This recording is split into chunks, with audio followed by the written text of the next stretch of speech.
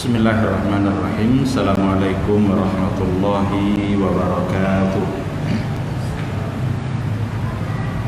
Innal hamdalillah nahmaduhu wa nasta'inuhu wa nastaghfiruh wa na'udzu billahi minasy syururi anfusina wa min sayyiati a'malina.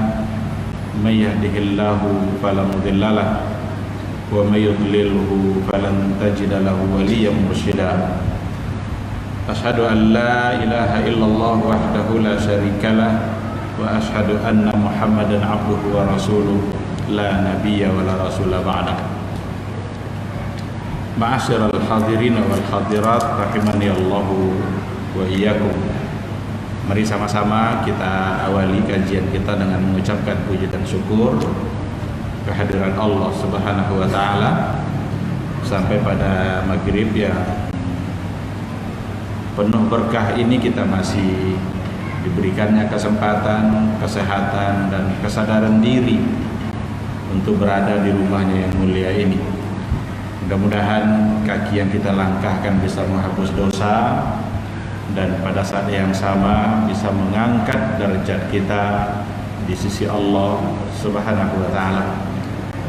Kita berharap mudah-mudahan di masa-masa yang akan datang Allah selalu memudahkan kita untuk menghadiri majlis-majlis ilmu, sebuah majlis yang diistilahkan oleh Rasulullah SAW dengan taman surga. Mudah-mudahan kita semakin dekat dengan surganya Allah Subhanahu wa taala. Kita juga harus senantiasa memperbanyak salawat dan salam untuk Rasulullah SAW. Allahumma salli ala Muhammad wa ala ali Muhammad. Mudah-mudahan kita semakin mencintainya. Mudah-mudahan kita senantiasa mampu memupuk cinta dan rindu kepada Dia yang benar-benar merindukan dan mencintai kita. Salah satu dari bentuk rindu dan cinta itu adalah kita mencintai sunnahnya. Kita mencintai apa yang beliau suka dan juga kita membenci apa yang beliau benci. Mudah-mudahan di akhirat kelak kita layak atau pantas untuk mendapatkan syafaat dari Rasulullah SAW, sebuah pertolongan yang memang kita tunggu-tunggu dan kita harapkan pada saat semua kita merasa amalnya kurang. Pada saat kita merasa kurang itu yang kita butuhkan adalah bantuan. Dan bantuan itu akan datang. Yang salah satu caranya adalah dengan mengucapkan selawat dan salam. Ma'asyiral hadirin wal hadirat rahimani Allahu wa iyyakum. Kembali pada maghrib ini, Kamis yang keempat, kita akan berbicara tentang fikih kontemporer. Tetapi kita masih berada dalam pembahasan yang berkaitan dengan dalil-dalil yang digunakan oleh para fuqaha dalam menetapkan hukum persoalan-persoalan kontemporer yang terjadi dalam kehidupan kita. Dulu kita sudah sampai kepada dalil-dalil yang diperselisihkan, karena kita katakan dulu bahwa dalil itu bisa dikelompokkan kepada dua. Ada dalil yang disepakati, tapi ada dalil yang diperselisihkan. Kalau diperselisihkan berarti ada terjadi perdebatan argumentasi di antara kalangan para imam mazhab di dalam menetapkan apakah itu sebagai dalil atau tidak. Tapi nampaknya kebanyakan dari khilafnya itu adalah formalitas. Seperti Imam Syafi'i ketika beliau menolak adanya istihsan, yang dirumuskan oleh Abu Hanifah, tapi sebenarnya perdebatannya itu formalitas saja.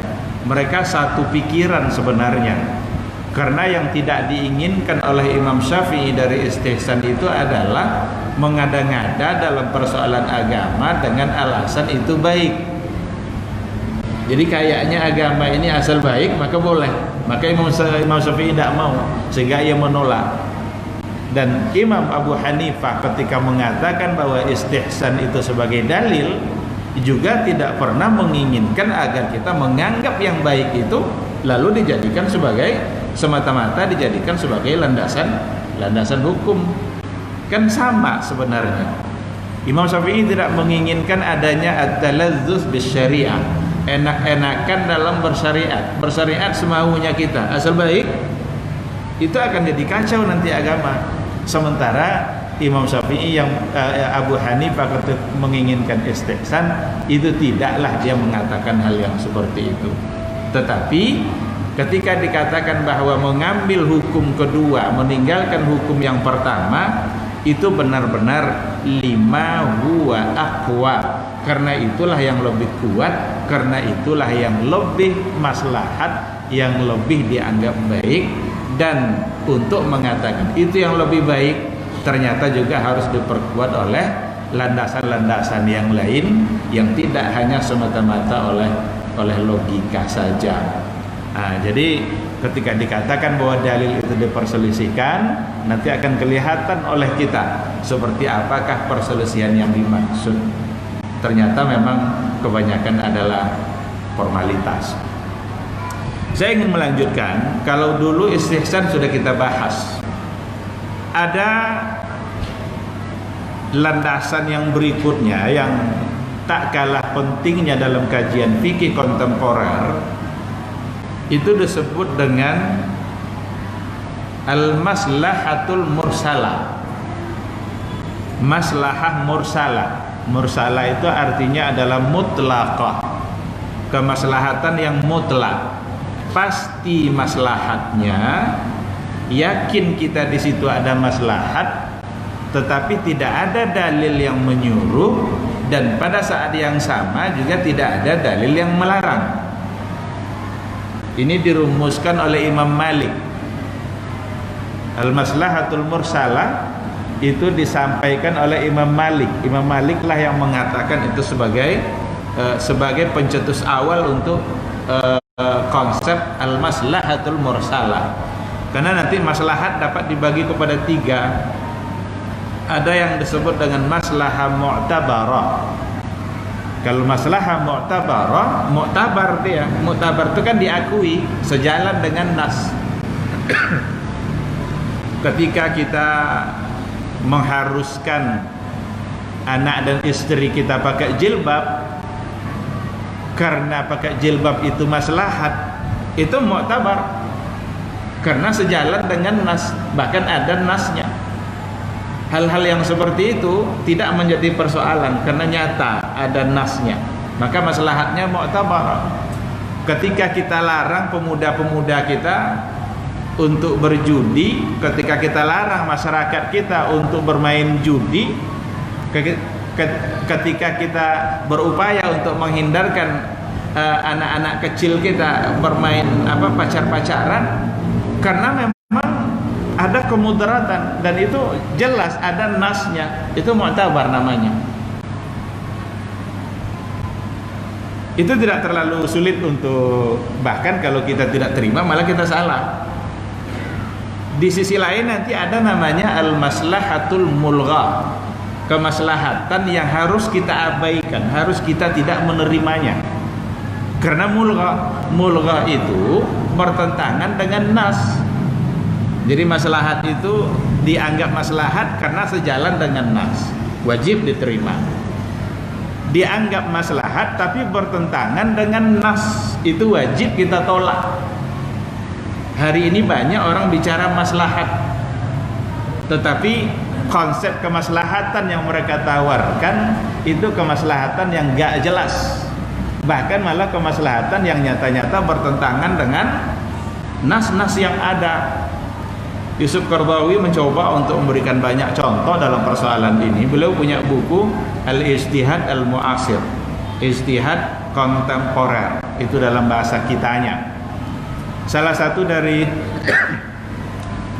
contoh yang beliau sampaikan dalam buku itu, ada katanya satu komunitas muslim di Amerika itu minta pindahkan sholat Jumat itu pelaksanaannya ke hari Ahad. Jadi sholat Jumat mau dipindahkan pelaksanaannya ke hari Ahad. Apa alasannya? Karena katanya itu lebih maslahat. Apa maslahatnya? Orang Amerika sibuk-sibuk, jadi nggak bisa hadir ke masjid di hari Jumat. Kalau seandainya dipindahkan pelaksanaan Jumat itu ke hari Ahad, orang akan lebih banyak hadir, tausiah akan lebih banyak didengar. Diharapkan tausiah itu bisa merubah perilaku masyarakat karena banyak yang mendengar. Tapi ini nggak bisa diterima, ini mulgha. Kenapa mulgha? Karena nyata-nyata bertentangan dengan nas. Wajib kita tolak. Apa nasnya? Banyak sekali yang akan ditabrak nanti ketika dipindahkan. Ada dalam Al-Quran surat Al-Jumu'ah, suratul Jumu'ah. Apa mau dirubah jadi suratul Ahad? Ada ayat dalam Al-Quran itu, dalam surat tadi, idza nudiya lis-salati min yaumil jumu'ah fas'au ila dzikrillah. Apabila sudah dikumandangkan azan di hari Jumat, maka bersegeralah mengingat Allah dan tinggalkan jual beli. Kalau dipindahkan ke hari Ahad, apa mau kita robah apabila dikumandangkan azan di hari Ahad? Jadi terlalu banyak hal-hal yang menyimpang. Dengan menerima maslahat maka disebut sebagai maslahat mulgha. Harus diabaikan, tidak boleh diterima. Justru salah kita kalau menerimanya. Pemikiran ini banyak berkembang di kita. Ada yang dalam persoalan haji, ada di antara tokoh kita yang menginginkan biar haji itu tidak desak-desakan, biar tidak terjadi musibah-musibah di musim haji, buat aja 3 kali haji setahun. 3 kali haji setahun. Ini mustahil, tidak mungkin. Kenapa tidak mungkin? Karena Rasul mengatakan al-hajju arafah. Yang haji itu ada pada wukuf di Arafah. Sedangkan wukuf di Arafah itu hanya sekali dalam setahun. Kalau dibuatkan 3 kali, kapan wukufnya? Nah, di sini dia persoalannya. Jadi hal-hal yang seperti itu adalah mulgha. Ada lagi yang mengatakan jilbab itu kemaslahatannya adalah untuk orang Arab. Bahkan ada lagi yang mengatakan hanya untuk istri Nabi. Karena di ayat itu dikatakan ya nisa'an Nabi, wahai istri-istri Nabi. Seolah-olah khitabnya hanyalah untuk istri Nabi. Ini juga harus diabaikan, harus ditolak. Karena maslahat yang dia sampaikan adalah maslahat mulgha, disebabkan oleh bertentangan dengan apa yang ada pada nas. Jadi kalau mu'tabar wajib diterima, kalau mulgha wajib ditolak. Tinggal lagi yang di tengah-tengah, ada namanya maslahah mursalah. Ini yang dikatakan oleh Imam Malik, maslahah mursalah itu satu bentuk kemaslahatan, yakin adanya kemaslahatan itu, cuma tidak ada dalil yang melarang dan tidak ada juga dalil yang menyuruh. Maslahatnya jelas.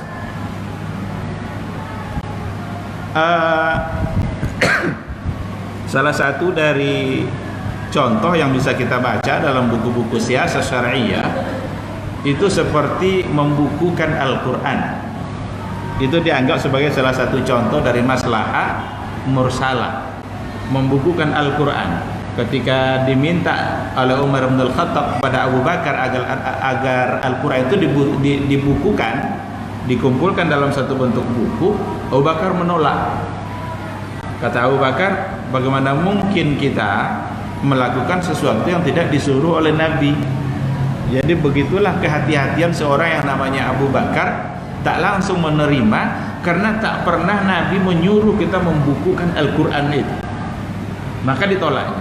Tapi karena diberikan terus masukan-masukan oleh Umar bin Khattab, sampai Abu Bakar sendiri mengaku Allah membuka hatinya untuk menerima usulan Umar bin Khattab, sampai akhirnya dilakukanlah pembukuannya, pengumpulan dan dibukukan buku itu.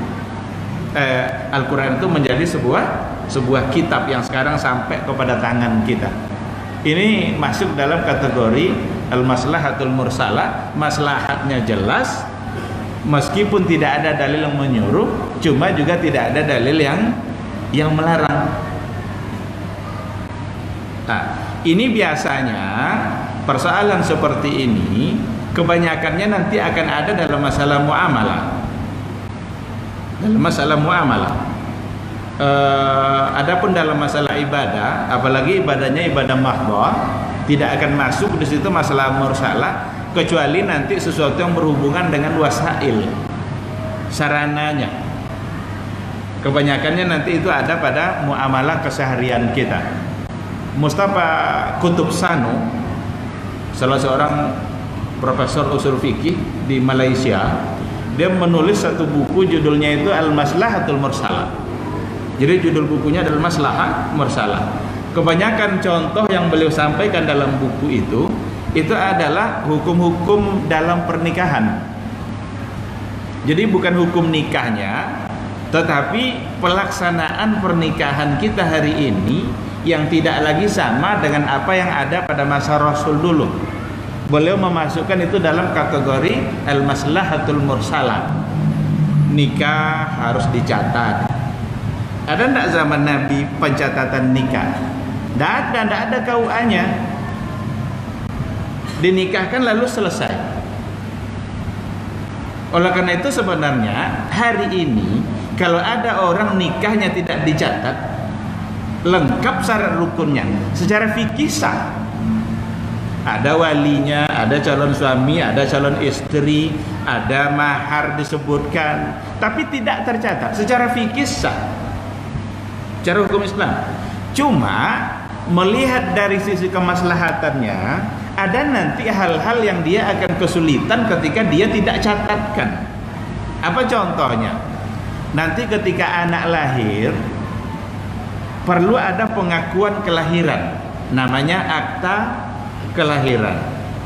Akta kelahiran ini menjadi penting nanti untuk urusan anak ke depannya. Mau masuk sekolah ditanya akta kelahiran.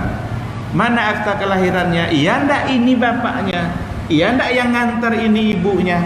Jangan-jangan anak ini anak diculik, atau jangan-jangan anak ini anak angkat, bukan dia bapaknya.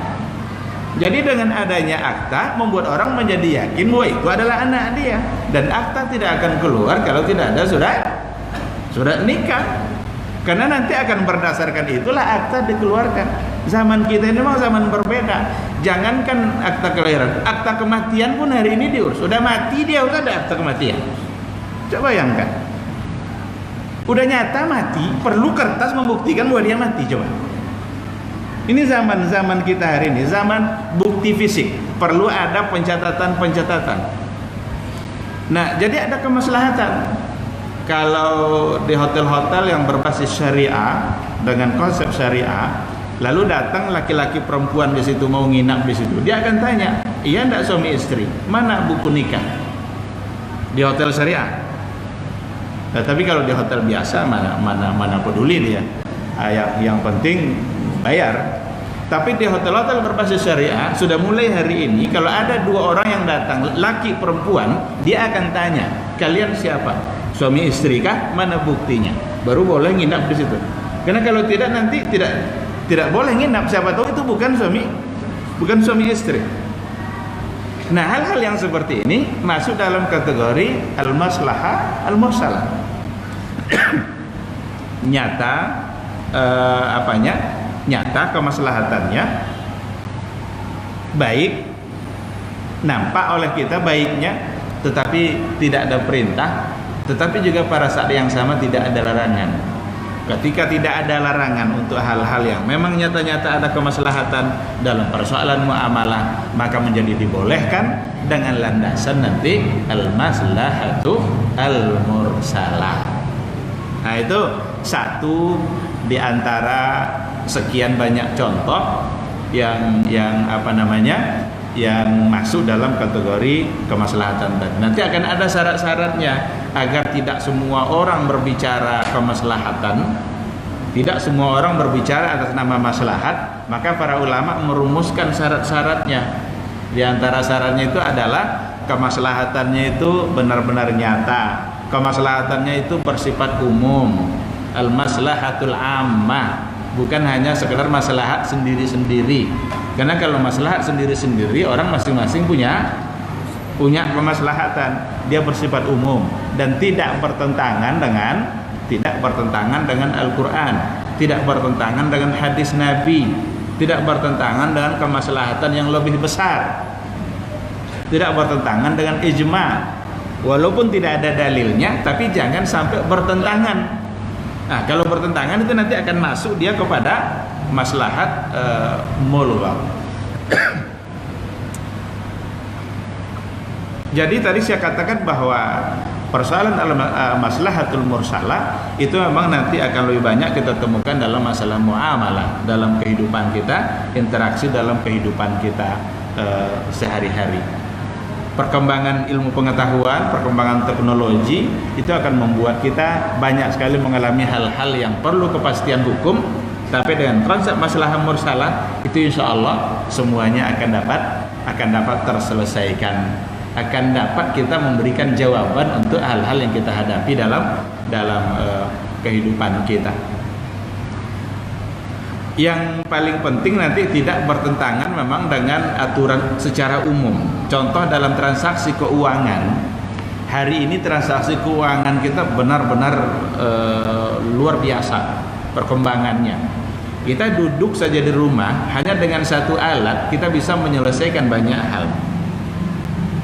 Kita tidak lagi bertransaksi dengan orang, tapi kita hari ini bertransaksi dengan mesin, dengan alat. Banyak yang bisa diselesaikan sambil duduk. Tagihan listrik bisa dibayar, berbagai macam bentuk tagihan-tagihan yang lainnya dapat diselesaikan. Apa hukumnya seperti itu? Apakah Islam melarang?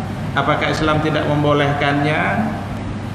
Nah, asal dia mengikuti payung umumnya, aturan umumnya, maka Islam itu dapat menerima. Di antara bentuk yang tidak boleh ada itu adalah jangan sampai ada gharar, jangan sampai ada pihak-pihak yang dirugikan, jangan sampai ada zulmu, kezaliman, mengambil hak orang lain, ada pihak-pihak yang dirugikan.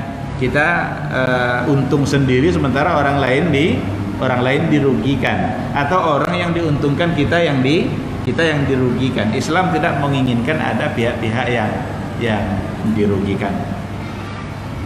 Nah, nanti tinggal diperbanyak saja contohnya, tapi intinya al-maslahatul mursalah, kemaslahatan yang jelas tetapi tidak ada dalil yang melarang dan juga tidak ada dalil yang menyuruh.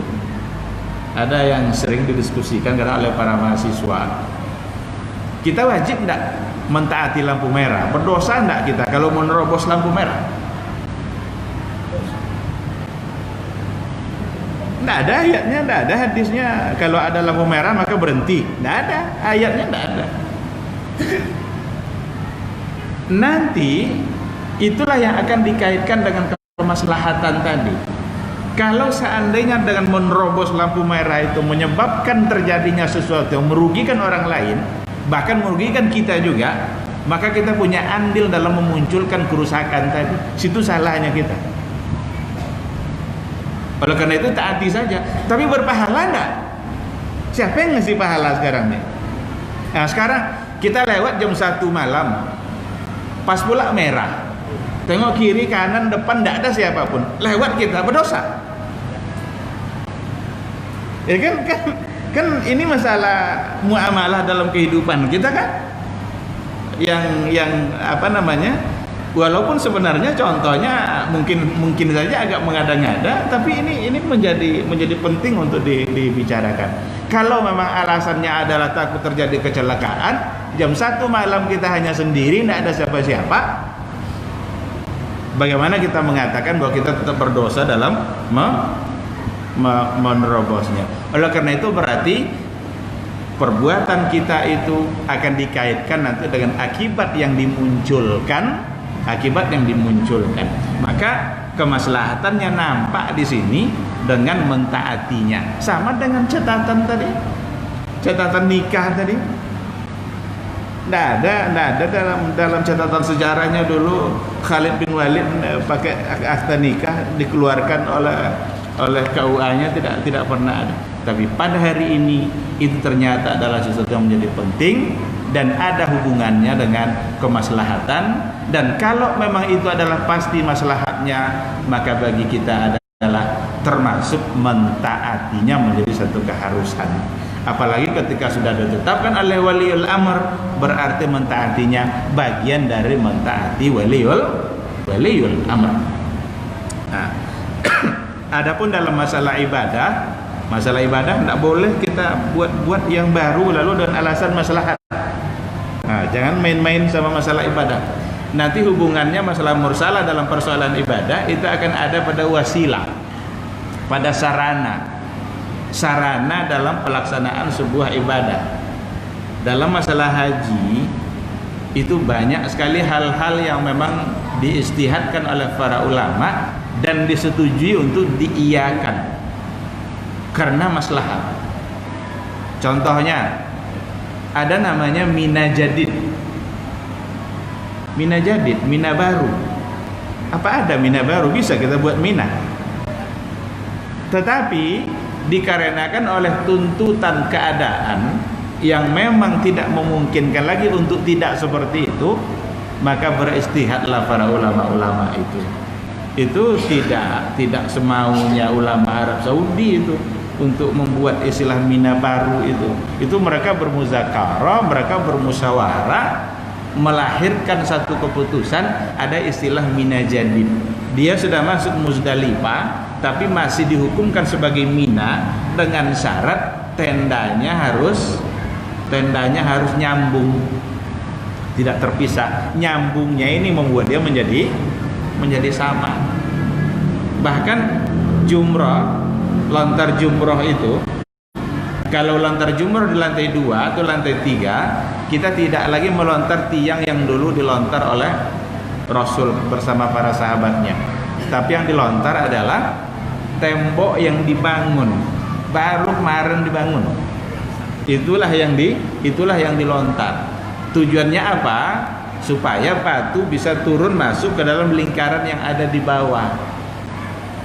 Karena sasaran dari lontar jumroh itu bukan kenanya tiang, tapi masuknya batu. Gitu. Jangan dikira nanti sasaran melontar itu kena tiang. Seandainya kena tiang lalu pantulannya batu itu keluar, tahu kita keluar, ganti itu lontaran itu. Berarti yang tadi itu dihukumkan tidak sah karena tidak masuk dalam lingkaran. Nah, tapi kalau yang terjadi sebaliknya, kurang kuat lontarannya, tapi kena kepala orang, dari kepala masuk ke dalam lubang itu, sah itu. Karena intinya masuknya batu. Oleh karena itulah tidak boleh batunya besar-besar kan? Ada dalam manasik itu diajarkan batunya yang kecil, jangan sampai batu besar karena itu bisa menyakiti. Nah, jadi ini hubungannya dengan wasilah, dengan sarana. Oleh karena itu hari ini apapun sarana yang kita gunakan, silakan saja. Kalau memang itu mendukung kita untuk melakukan penyempurnaan ibadah kita. Oleh karena itu bicara sarana jangan dimasukkan nanti ke dalam persoalan bid'ah. Karena ada orang bilang masa semuanya bid'ah, kalau gitu pakai onta aja lah naik haji. Onta itu sarana.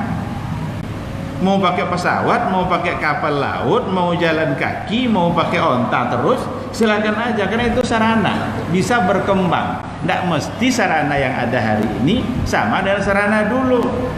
Dulu Nabi berperangnya pakai pedang sama kuda. Hari ini kalau pedang sama kuda kita gunakan, orang ngebom dari sekian kilo jaraknya. Gimana mau menghadapinya pakai pedang? Jihad itu ibadah, sarananya bisa berkembang.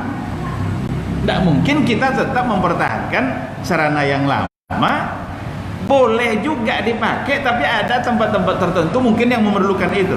Tapi secara umum ketika dikatakan wa a'iddu lahum mastata'tum min quwwah wa min ribatil khail, ketika dikatakan min quwwatin, persiapkan kekuatan, itu maknanya sangat umum sekali. Apa saja yang membuat kita bisa menjadi kuat, sarana apa saja asal membuat kita menjadi kuat, maka dalam berperang itu diistilahkan dengan sadduz dzari'ah. Ini juga banyak yang akan terselesaikan nanti persoalan kontemporer kita dengan menggunakan konsep sadduz dzari'ah. Saddu itu artinya menutup jalan, menutup. Dzari'ah itu artinya jalan.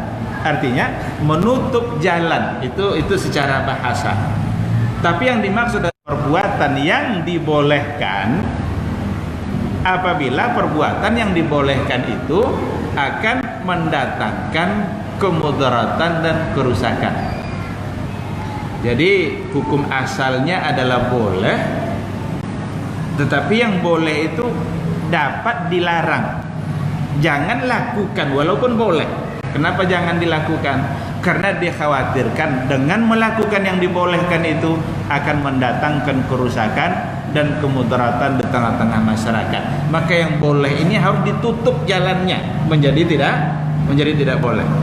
Jadi dikatakan tidak boleh itu saddan lidzari'ah, supaya tidak menimbulkan kerusakan dan kemudaratan.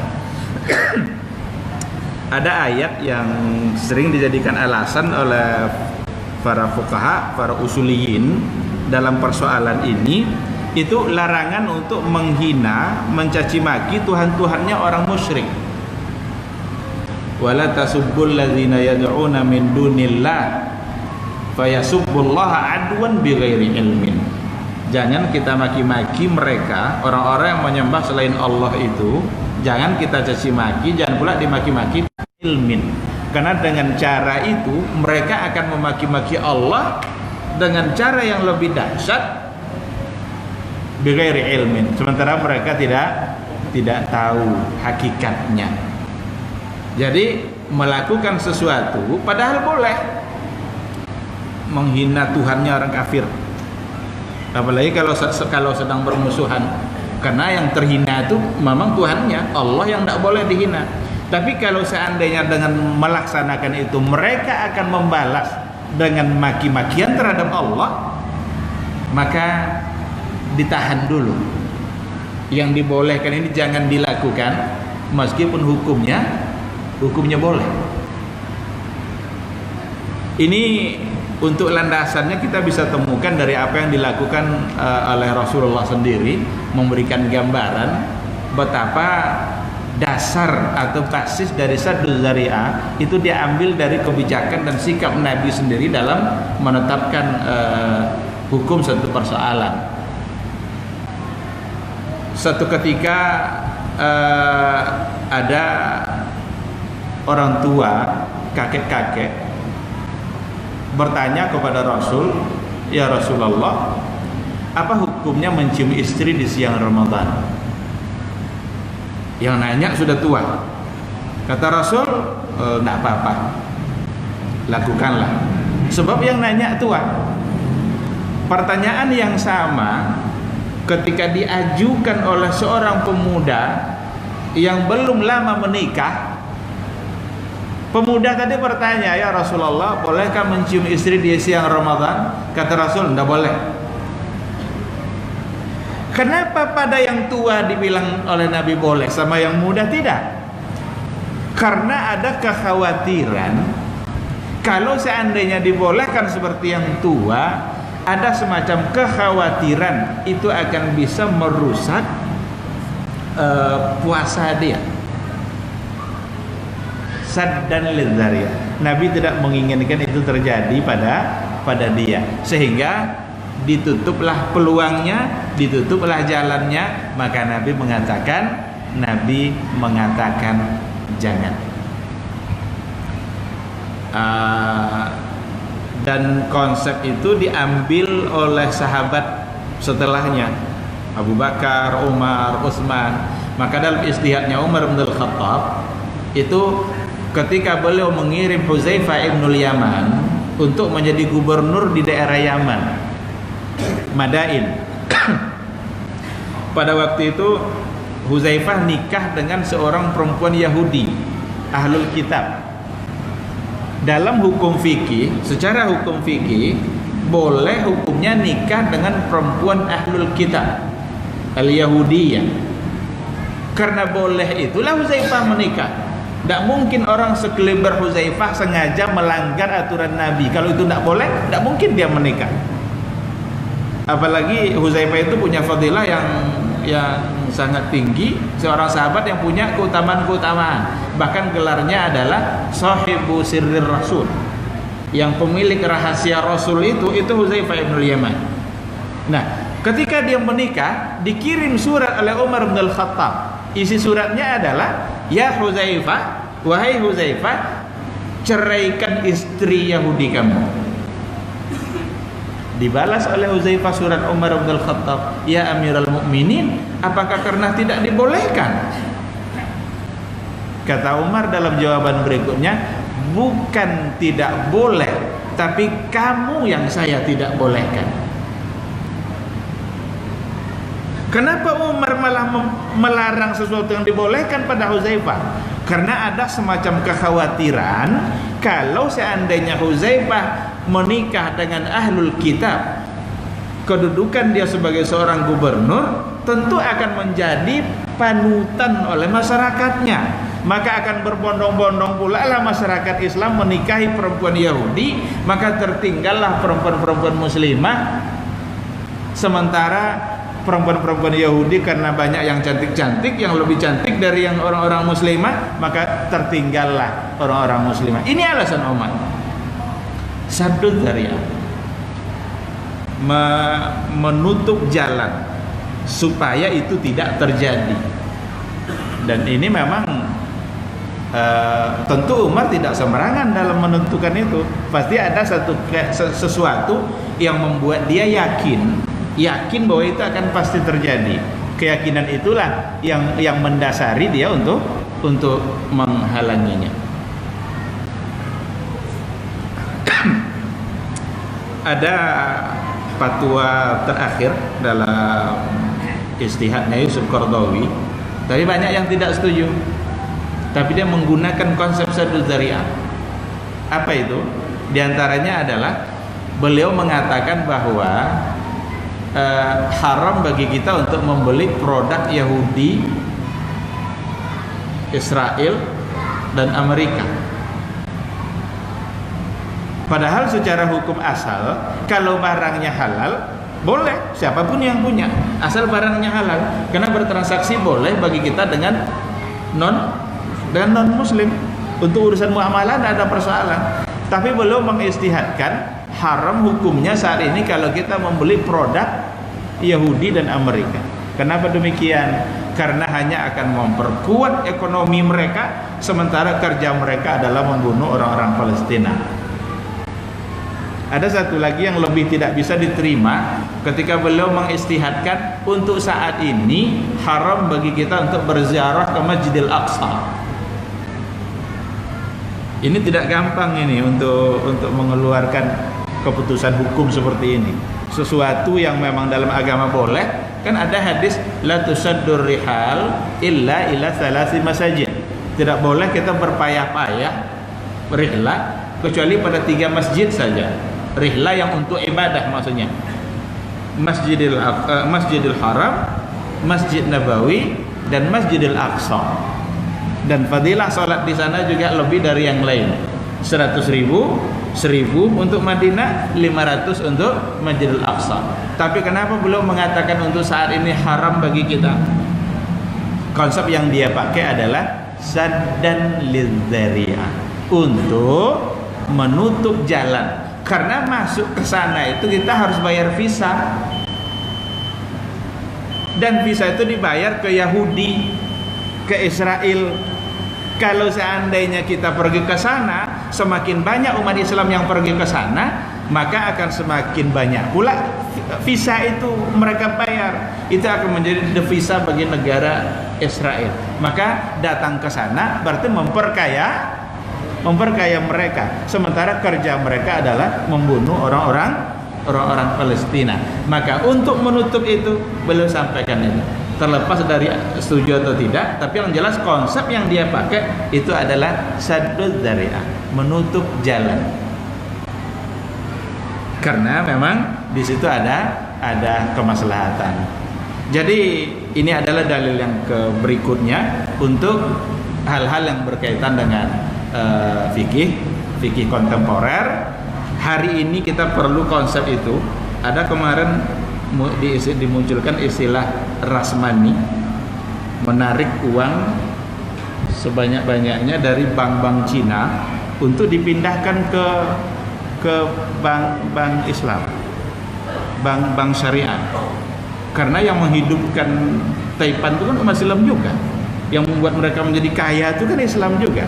Sekarang kalau seandainya ditarik semua lalu pindahkan ke bank syariah, maka itu akan menjadi sesuatu yang maslahat bagi umat Islam. Termasuk diantaranya menggunakan konsep saddu al-dzari'ah.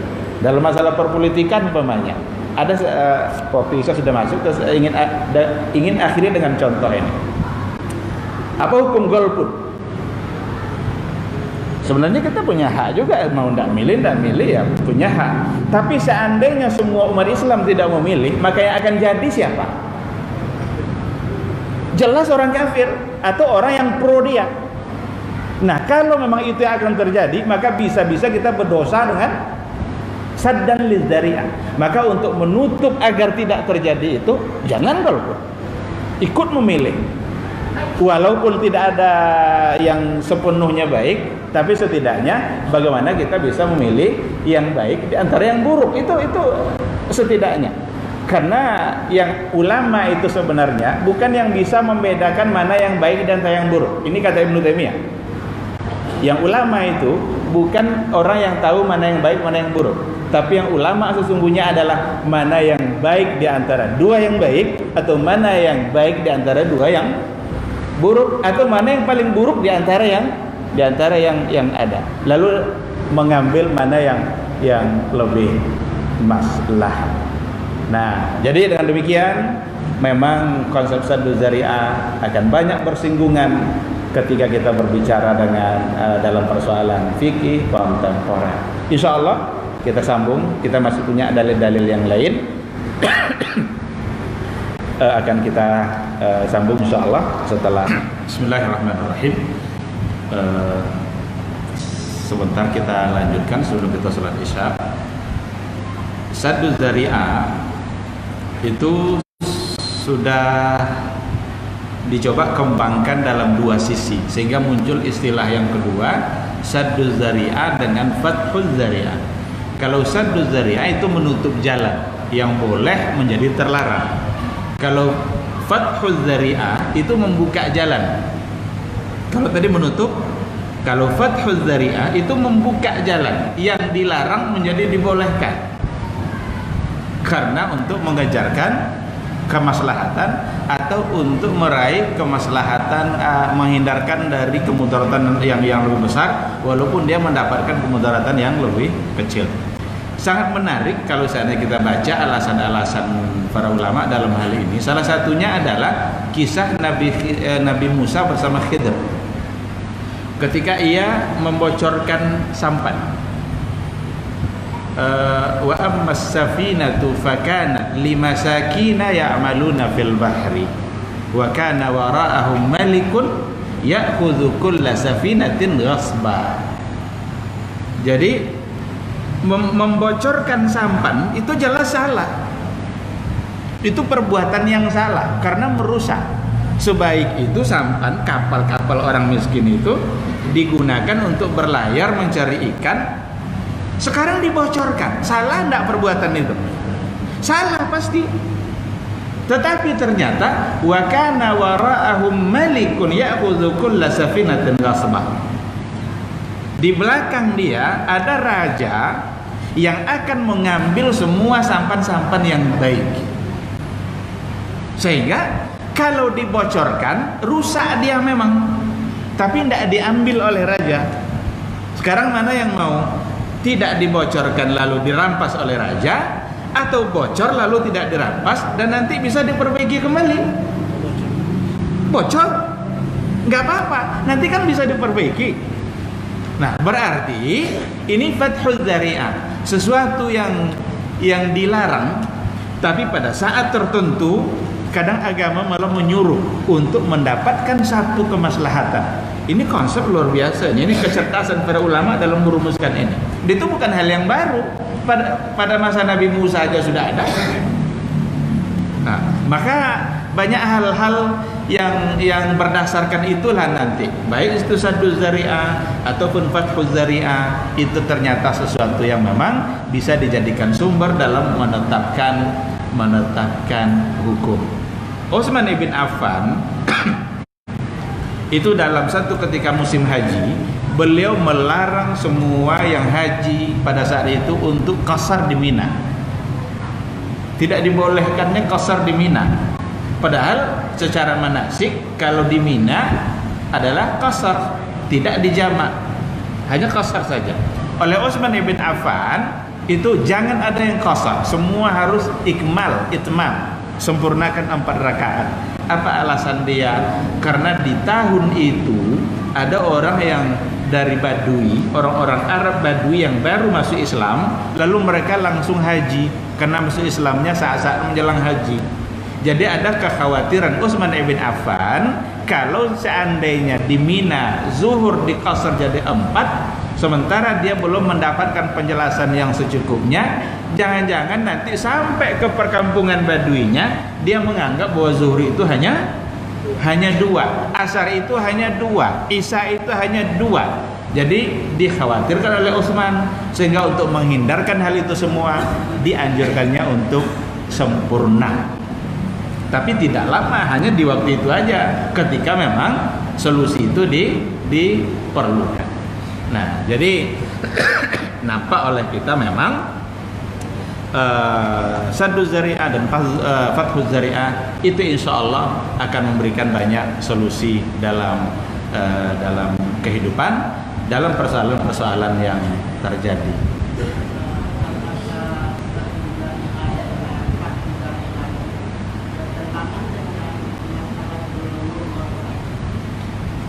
Apakah fathuz dzari'ah itu bertentangan dengan maslahah mulghah? Tidak. Iya. Iya.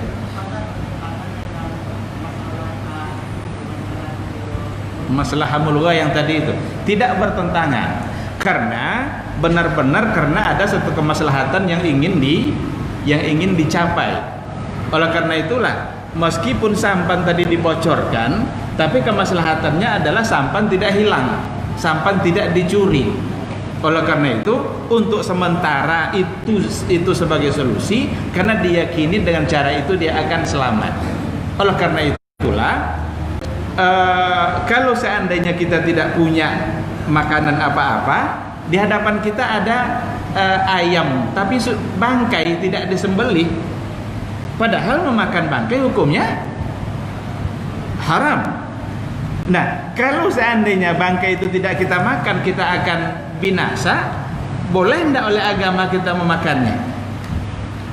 Berarti membolehkan sesuatu yang dilarang. Pada saat memang itu hanya sebagai solusi, maka muncullah kaidah ad-daruratu tubihul mahzurat.